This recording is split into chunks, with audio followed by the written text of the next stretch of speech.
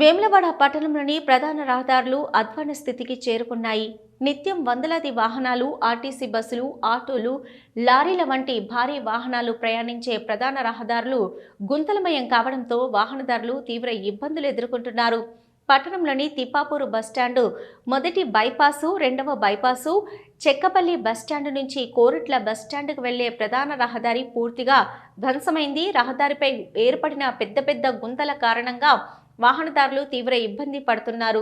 అధికారులు తాత్కాలిక మరమ్మతులు చేసినప్పటికీ అవి ప్రయోజనకరంగా లేకపోవడంతో సమస్య యథావిధిగా కొనసాగుతుంది.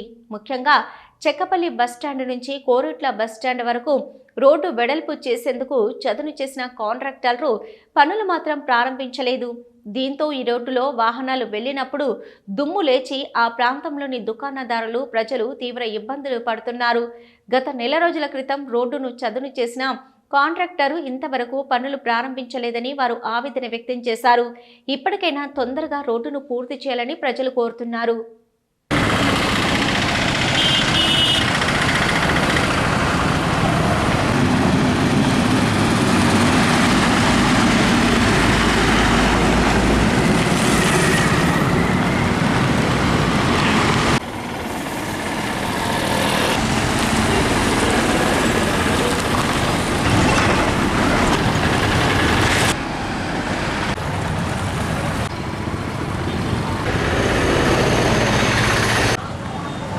అన్న